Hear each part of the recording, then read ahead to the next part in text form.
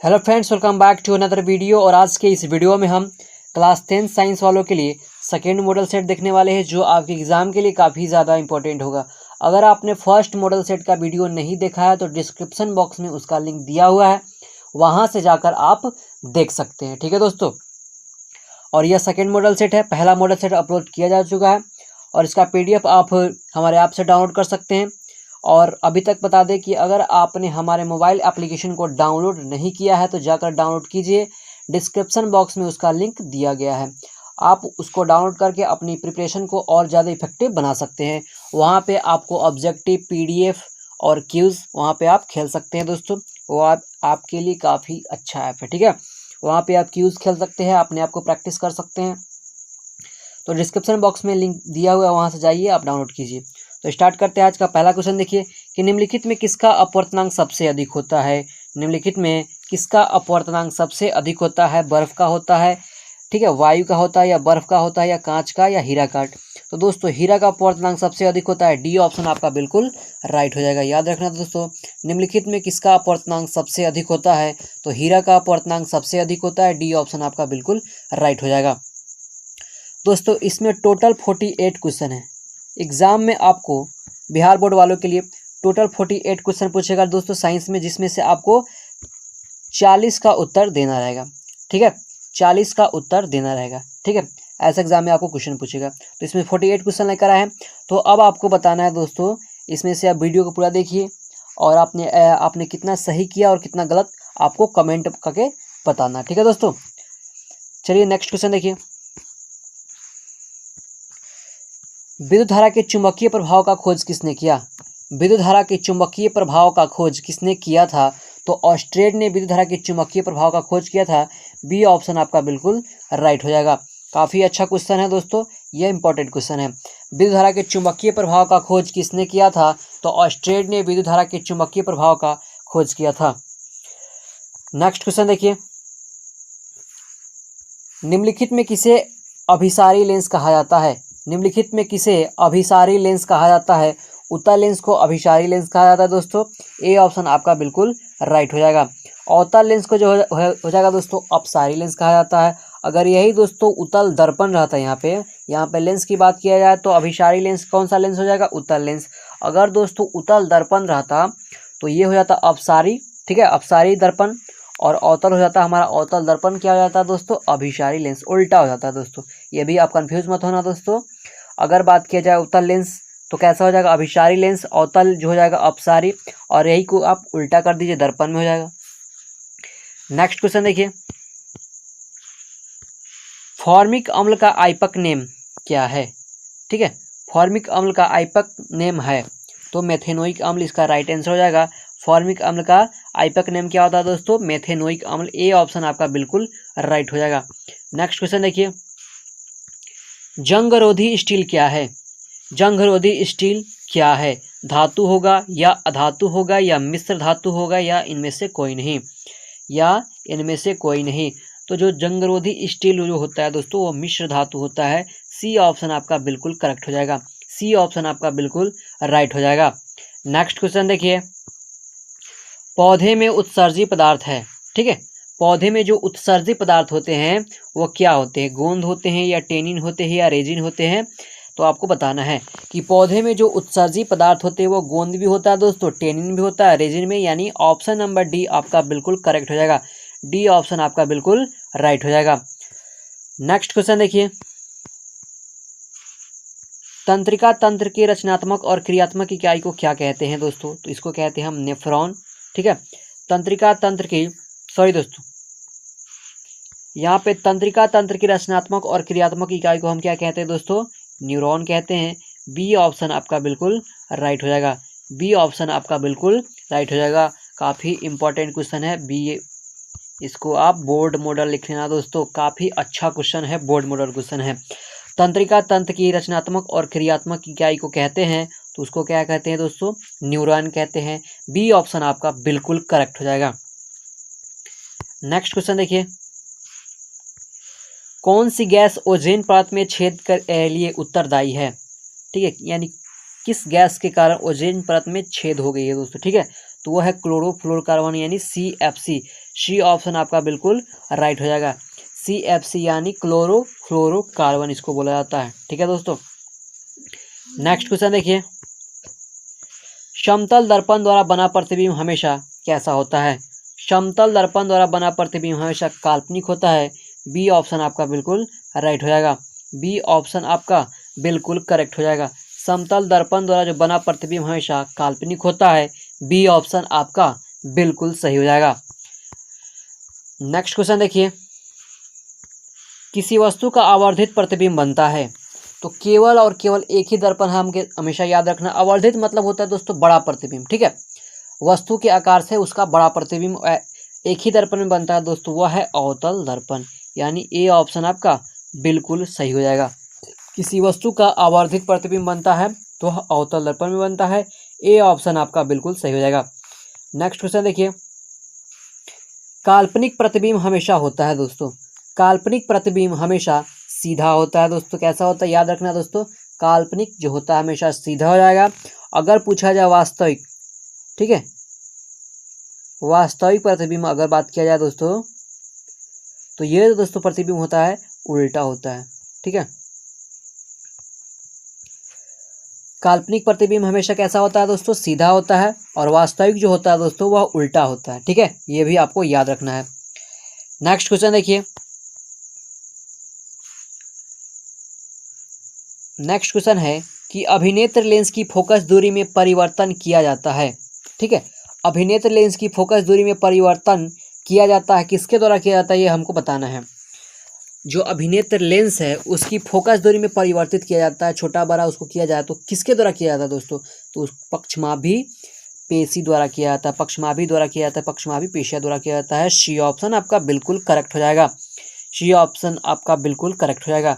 Next question देखिए, spectrum में किस रंग का झुकाव सबसे अधिक होता है? तो स्पेक्ट्रम में दोस्तों बैगनी रंग का झुकाव सबसे अधिक होता है। डी ऑप्शन आपका बिल्कुल सही है। इससे रिलेटेड एक और क्वेश्चन है जो आपको याद रखना है, स्पेक्ट्रम में किस रंग का झुकाव मतलब सबसे कम होता है। ठीक है, यहाँ पे पूछा जा रहा अधिक और कम की बात किया जाए तो दोस्तों हो जाता है वह होता है लाल। ठीक है, स्पेक्ट्रम में किस रंग का झुकाव सबसे कम होता है तो वह उसका लाल होता है, सबसे अधिक पूछा जाए तो बैगनी हो जाएगा।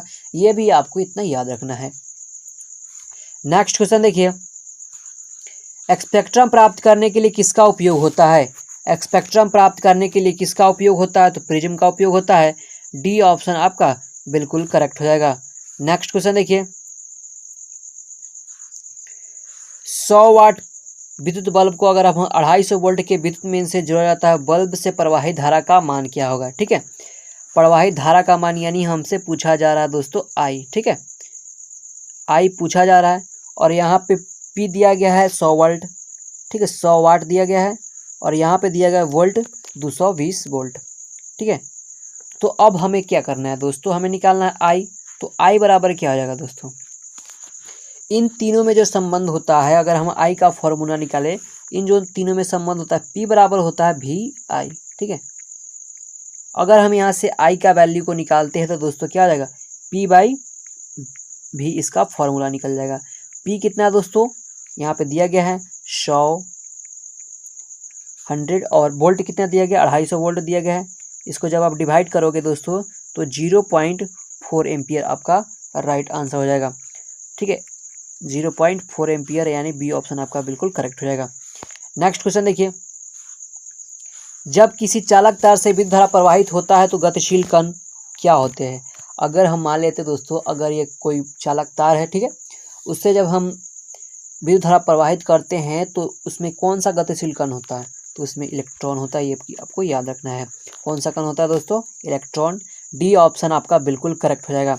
नेक्स्ट क्वेश्चन देखिए,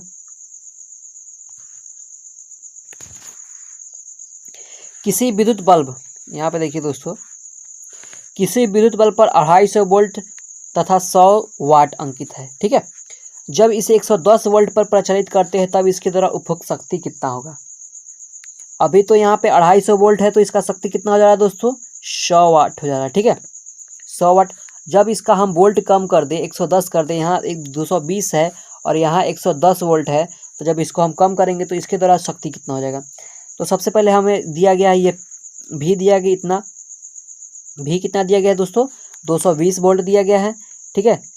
और वाट कितना दिया गया है पी, यहाँ पे हम लिख लेते हैं भी बराबर दिया गया 220, ठीक है, और पी बराबर दिया यानी वाट, ठीक है। इसको विद्युत शक्ति कहा जाता है जिसका मान दिया गया है 100 वाट, ठीक है।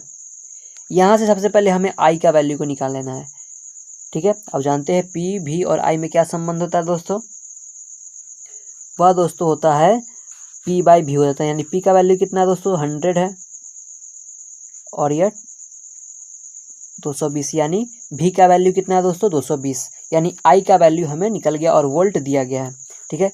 यहाँ पे फिर से हम लिख लेते हैं दोस्तों आई बराबर जो है दोस्तों वह 100/220 आ गया, ठीक है।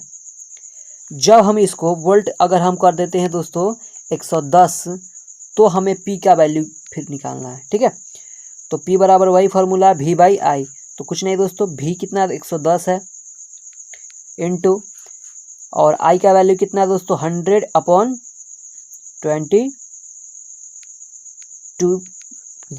इसको जब आप सॉल्व करोगे ये 2 से जाएगा और ये हो जाएगा 50, यानी 50 वाट आपका बिल्कुल, विद्युत शक्ति का ऐसे ही मात्रा क्या होता है वाट होता है, यानी सी ऑप्शन आपका बिल्कुल करेक्ट हो जाएगा। नेक्स्ट क्वेश्चन देखिए, बैटरी से किस प्रकार की धारा प्राप्त होती है, तो बैटरी से दोस्तों दिष्ट धारा प्राप्त होती है, ए ऑप्शन आपका बिल्कुल राइट हो जाएगा। नेक्स्ट क्वेश्चन देखिए, विद्युत चुंबकीय प्रेरक की खोज किसने की, विद्युत चुंबकीय प्रेरक की खोज किसने की, तो आपको राइट आंसर हो जाएगा दोस्तों फैराडे ने।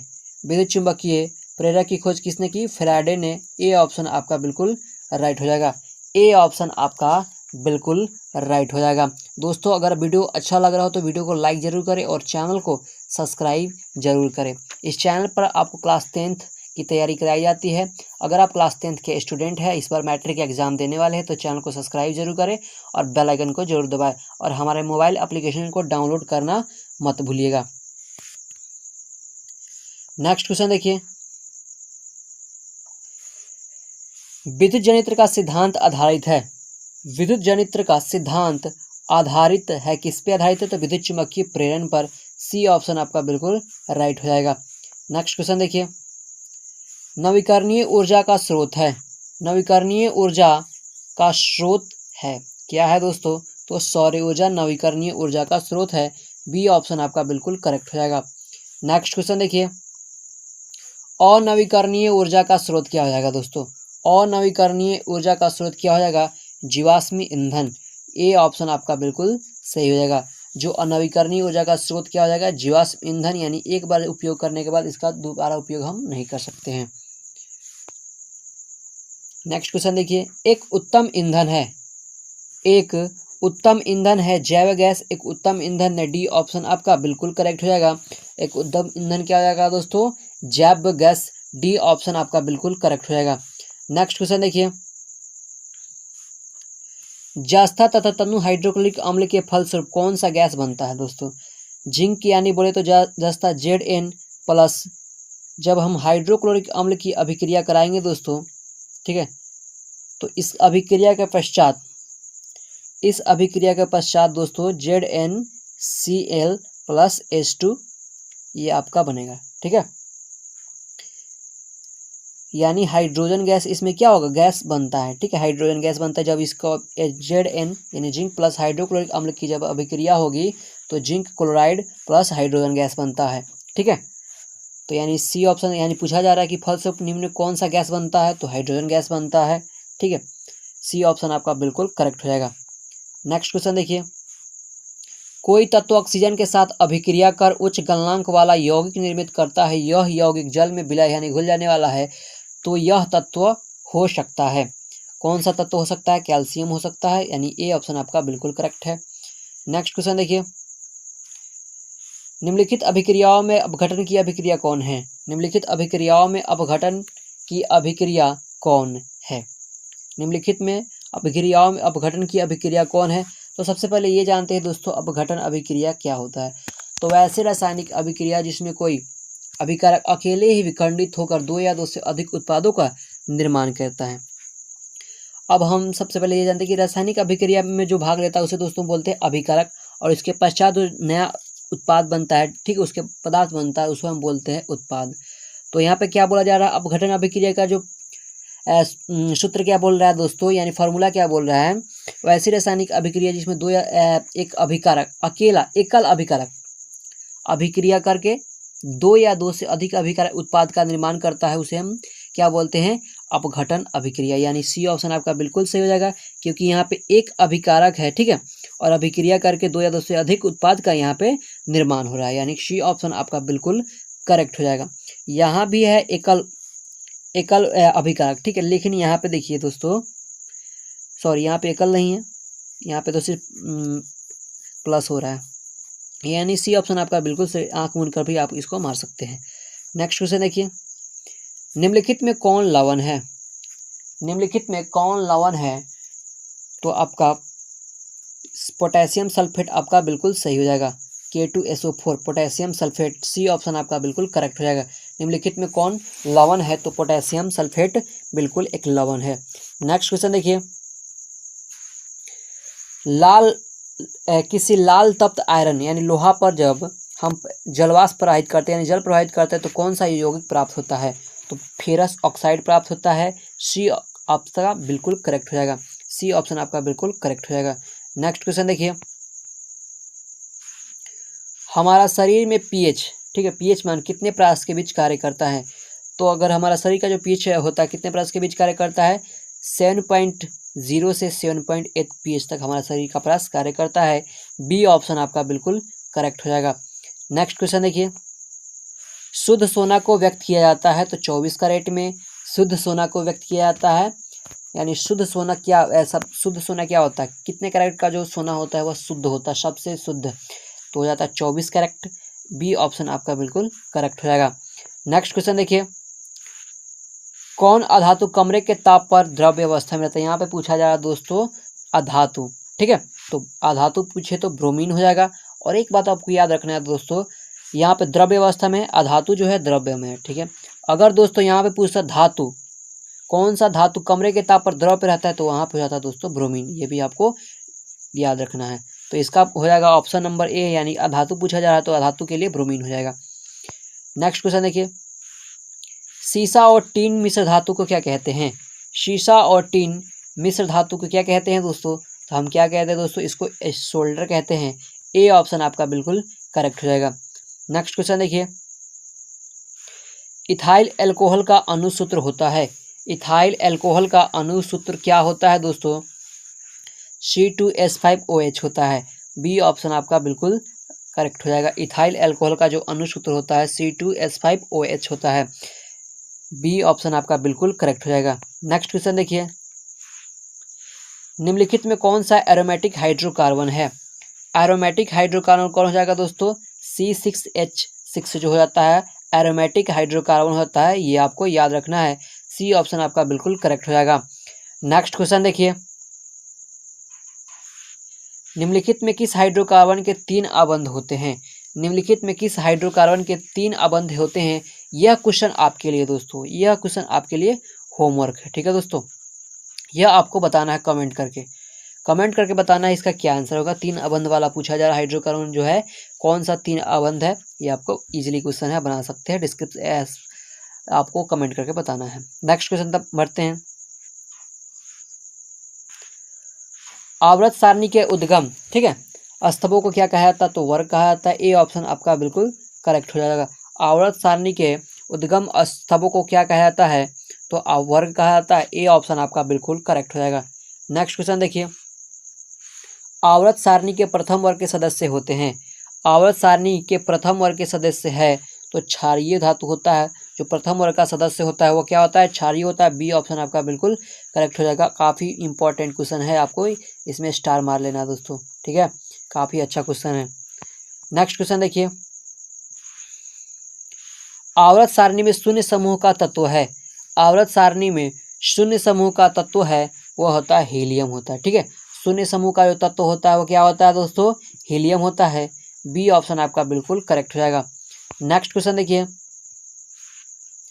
विभिन्न क्रियाओं के फलस्वरूप बने हानिकारक पदार्थों को शरीर से बाहर निकालने के तंत्र को कहते हैं, शरीर से बाहर निकालने के तंत्र को क्या कहते हैं दोस्तों, उत्सर्जन तंत्र कहते हैं। शरीर में जितने भी हानिकारक पदार्थ होते हैं उसे शरीर से निकालने के लिए कौन सा तंत्र का उपयोग किया जाता है? तो उत्सर्जन तंत्र का उपयोग किया जाता है। डी ऑप्शन आपका बिल्कुल करेक्ट हो जाएगा। नेक्स्ट क्वेश्चन देखिए, एक कृत्रिम विक्र नाइट्रोजन अपशिष्ट उत्पादों को रुधिर से किस प्रक्रिया द्वारा निकालता है?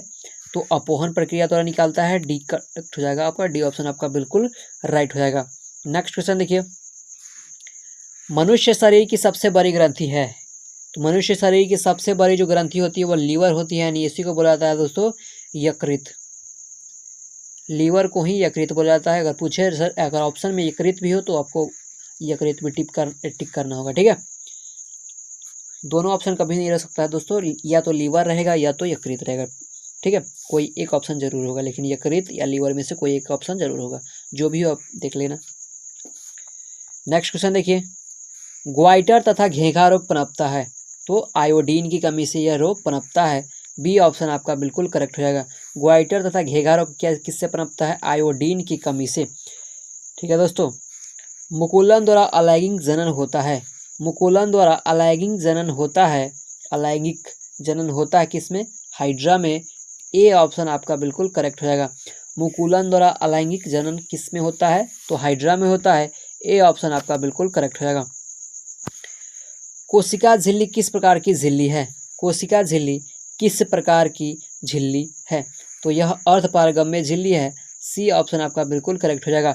कोशिका झिल्ली किस प्रकार की झिल्ली है? तो अर्धपारगम्य। सी ऑप्शन आपका बिल्कुल करेक्ट हो जाएगा। जीन शब्द किसने प्रस्तुत किया?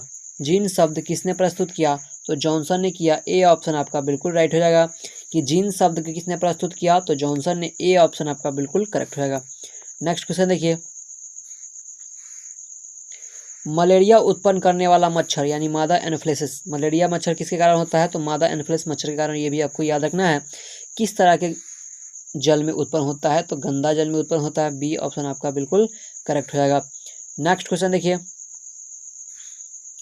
निम्न कौन सा एक जैविक प्रक्रम द्वारा अपघटित होने वाला पदार्थ है? जैविक प्रक्रम द्वारा अपघटित होने वाला पदार्थ कौन सा है दोस्तों? तो सूखे घास और पत्ते। यह क्या जैविक प्रक्रम द्वारा अपघटित हो जाने वाले पदार्थ है, यानी ए ऑप्शन आपका बिल्कुल करेक्ट हो जाएगा। नेक्स्ट क्वेश्चन देखिए, हरे पौधे कहलाते हैं। तो हरे पौधे दोस्तों उत्पादक कहलाते हैं। ए ऑप्शन आपका बिल्कुल सही हो जाएगा। हरा पौधा क्या कहलाता है दोस्तों?